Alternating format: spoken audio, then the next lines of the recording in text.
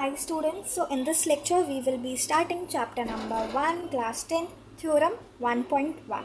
So last lecture में हमने देखा था basic terms chapter 1 से related जो कि होते हैं natural numbers, whole numbers, integers, irrational numbers and rational numbers, ये सब क्या होते हैं.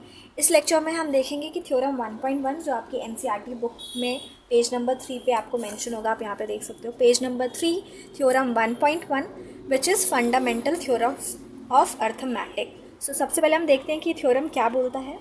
सो every composite numbers can be expressed factorized as a product of primes and this factorization is unique apart from the order in which prime factors occurs.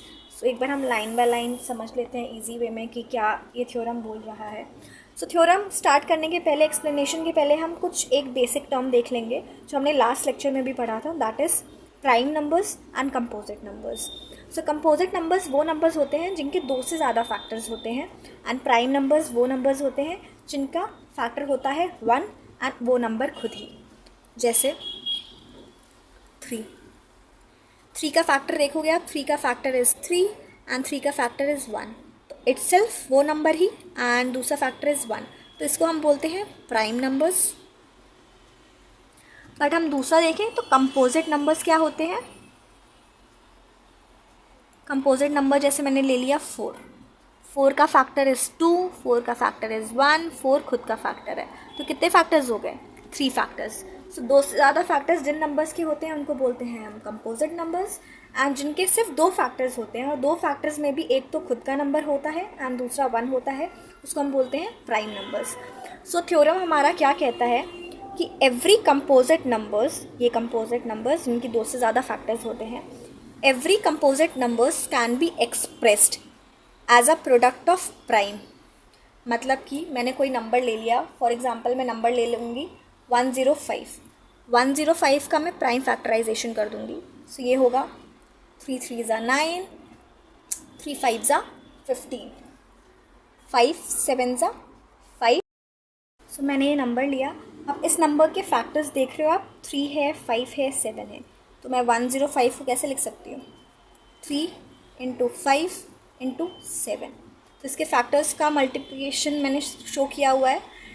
तो ये theorem भी यही कहता है कि एवरी कंपोजिट नंबर, हर एक कंपोजिट नंबर को हम किस वे में एक्सप्रेस कर सकते हैं, product of their factors. And जो फैक्टर्स होते हैं वो कौन से नंबर्स होते हैं, वो हमेशा प्राइम नंबर्स होते हैं. ठीक है, जैसे मैंने एक और एग्जांपल ले लिया, एक और एग्जांपल लेके हम सॉल्व करते हैं. 462, इसको मैं अगर प्राइम फैक्टराइजेशन इसका करूँ तो 2 की टेबल से जाएगा, देन ये जाएगा 3 7 ज़ा 3 7 ज़ा 7 जाएगा 11 से, 11 खुद की टेबल से जाएगा. अब 462 के फैक्टर्स क्या क्या हो गए, 2 हो गया, 3 हो गया, 7 हो गया एंड 11 हो गया. सो आप देख सकते हो कि 462 एक कंपोजिट नंबर है एंड मैं उसको कैसे एक्सप्रेस कर रही हूँ, उसको कैसे फैक्टराइज कर रही हूँ, सारे प्राइम नंबर्स को शो करके, सारे प्राइम नंबर्स को मल्टीप्लाई करके. तो इस लाइन का मतलब यही है कि every composite number can be expressed as a product of prime number. सारे कंपोजिट नंबर्स को कैसे एक्सप्रेस कर रहे हैं, प्रोडक्ट, किसके प्रोडक्ट, प्राइम नंबर्स के प्रोडक्ट. एंड आगे क्या लिखा हुआ है वो भी देखते हैं.